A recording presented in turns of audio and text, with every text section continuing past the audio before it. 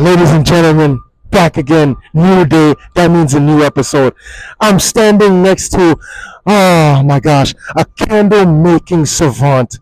Ladies and gentlemen, I'm shivering in my boots because I'm standing next to greatness. She puts emphasis on mental health with a niche in social work, but her greatness lies within her candle business.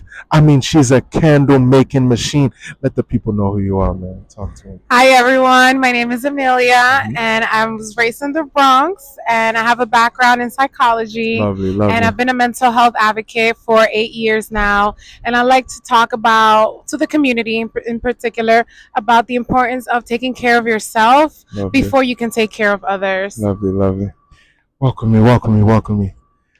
So talk to me. Madame, you're Dominicana, you know? Can't look at this, you know what I'm saying? Talk to me about this. How did your Dominican culture shape you as a person growing up? So I was originally born in Dominican Republic and Okay. I came here when I was 8 years old. Okay. And growing up, I had to learn what it was to live in the U.S., but also integrate with my Dominican culture. Gotcha. In my Dominican culture, there's not so much emphasis on mental health. Mm. Depression, it's more seen as you're being lazy, you're not really ambitious enough. And I had to really bridge the gap and help my parents understand the importance of mental health. Gotcha. And acknowledging when someone is not feeling well. Talk to me about this. As a young girl, what any dreams, any aspirations, any passions growing up? Ooh, Think about it. I really feel like my inspiration started to come as I started to be more exposed to the world. Okay. And through social media, I got into being more creative. Gotcha. Emphasizing more what fashion means to me. How do I want to express myself? And then self-care became a really big part of my life after I went through some of my own mental health struggles. Okay. That led me to realize that I needed to really take care of myself, that I needed to prioritize myself, that I needed to set boundaries with myself and others, that I needed to be more kind and graceful with myself. That's true. And through that realization is when I started to create my own persona around what I want to do every day and how do I want to feel. And that helped me bring out the best in me, which is through helping others realize the same. Lovely. I mean, millions of professions out there. You could have been, I don't know, a teacher. You could have been a salsa dancer. I don't know. Why choose and what drew you to mental health? What drew me to mental health was just psychology, right? The study of people. I love observing people. I love trying to understand the psychology behind why we act the way we do. Gotcha. And so that led me down a rabbit hole to discover more of myself as I went through my own struggles, my own generational traumas. And then I'm like, wow, like this could be a platform. And I created a page that just spread light and love around how to love yourself and take care of yourself. I didn't even know where that page was going to take me. And over 1 year, I grew the page, and a lot of people felt like they found a community that understood what they were going through, and the connections that I built were so priceless. And then I just felt like that's where my purpose came from. Lovely. So within the candle making business, I mean, people might just look at it and this girl is just throwing wax around and charging us money for it. Talk to me about what the process is like, getting gritty and making such unique candles that you make. So when I started making candles, by the way, I was self-taught. I used YouTube to learn how to make my candles. And it was fun at first until I realized that you really needed to get the science down, which means that the temperature of the wax matters as you're burning it. The color of the wax as you're putting it in, it matters. And the scent as well. It all has particular temperatures that need to be submitted to before they create the art that they do. Gotcha. And so it took me a little while to get the science down, but once I did, I hit the ground running. Gotcha. I started finding molds and things that inspire me, art that you can use and have at home that people relate to, that they're familiar with, and that inspires them. I feel like having your space be creative and joyful and beautiful helps the person also feel inspired and motivated to do things. From one entrepreneur to another, the business world isn't easy. The business world has a lot of dips and dives, twists and turns. But there's good times. There's times where you laugh. There's times where you meet great new people. Talk to me about this. What's a defining moment in your candle business career that you encountered? I think that moment happened this year for me. Okay.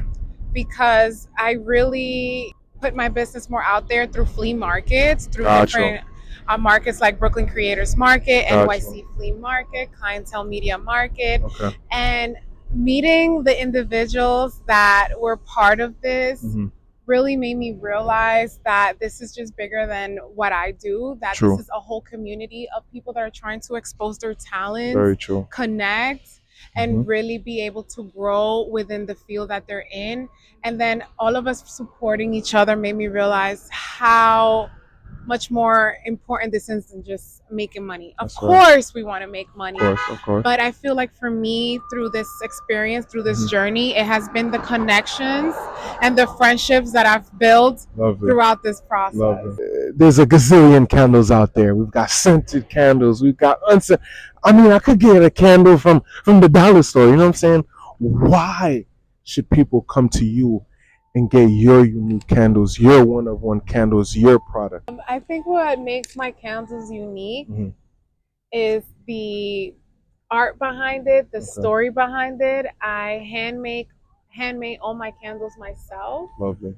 And the way I do it is that I like to customize it particular to the person I feel like it may fit. And not only that, but this becomes a piece that can be a forever piece in your home. True. That brings a lot of elements together. It brings fashion, it brings art, and it brings creativity into your space. And it's something that, you know, even if I'm not there, of course, right? Your candle helps you feel that inspiration. That's true. You could have just, you know, made regular candles with good scents or unique candles with no scents. Why was it so important to you to make unique candles with unique designs, with such great artwork? Why did that resonate with you? That's a very good question because I don't know. I just feel like there was a different element to creating a mold versus a candle. A candle, we see candles every day in Bed Body. We see it everywhere, right? I just feel like my candles, they could be burnable, but not burnable, and it brings you the equal amount of happiness whether you burn it or not. And I feel like that's what stands out for me, and that's what made me go more into the design and aspect of it. I wanted to add a layer to candle making that hasn't really existed before, which is beyond just burning something that smells good, but actually feeling the joy of watching this product in your home. Gotcha. So let's step away from the business. Talk to me about this. When you're not making these marvelous candles, what are you doing on your spare time? What are your hobbies? What do you like to do to take your mind away from the stress of the business? I've been, oddly enough, it still revolves around self-care and wellness. Okay. I've become a fitness junkie. Okay, all right. So now I also use my platform to educate people about fitness. Gotcha. And, you know, support them in their goals. I love spending time with family and friends. I feel like they rejuvenate me and energize me all over again. Gotcha. And I think laughter is the best medicine to any kind of pain. I would agree. And fashion. I really like to dive into fashion. Sheesh. Put the girlies on. They put me on to different things that are out there. And it helps me connect more with my community and with people who are like-minded. Lovely. Talk to me about your gym PRs. I know that. Come on. What's your gym PRs? Let them know. Give me 3 gym PRs. Oh, okay. So yesterday I hit a new PR with leg extensions, right? Okay. I have like a couple of gym crushes and I don't approach none of them, but they give me hella motivation. Okay. I saw this one of them caught me off guard. And I was like, oh, I'm kind of angry. Why hasn't he noticed me? So I hit a new PR on leg extensions, 115, 3 sets of 8. We'll get further up, but that's one. Okay. Another one is for biceps. Okay. I've hit 30, so a total of 60. Gotcha. When it comes to a shoulder press, and I've kind of hit a plateau with that where I'm not sure how to get past 30, but we will get there. We're gonna get there. We will get there. Shout out to Jim Crush for the little motivation you gave him, man. Shout out. Thank you. Hold on, let me see if my Spanish is still smooth. Buena tarde usted, ¿no? Yes, good afternoon. Okay. Let me not even dive into my Spanish bag too much. But let me toss you the Spanish bag right now. What's your top 3 Dominican dishes? Ooh. Let me hear it. Talk to me. Okay. Plátano maduro con salami, queso y huevo. Ooh. I think that's like a national dish that we all love. Okay. My second one is sancocho. It's a comfort food. Whether it's really cold in the winter or really warm in the summer, it always hits. Okay. And my third one is patelón. There we go. Patelón, which is similar to lasagna, but instead of lasagna, what you're adding is sweet plantains. Got you. Repeat that first one again. I'm gonna translate. What was the first one that you said? Plátano. Plantains. Con salami. With salami. Con huevo. With eggs. Y queso. And cheese. Yo, like listen, listen.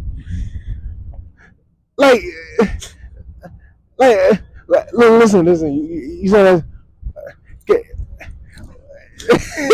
you got to hold on. ¿Cuál es tu número de teléfono? Like, come on, like I can give you so many. What do you want to do that, man? It's not my time to shine, man. We don't even do that, man. So I'll end this episode with this. I mean, we're people of color trying to make a name for ourselves, trying to put our stamp down, trying to make our mark. I think it's even harder when you're a woman and a person of color, but you're still striving, you're still making your stamp, you're still pushing day to day, and just trying to make a change not only for yourself but the people around you and the people that you encounter.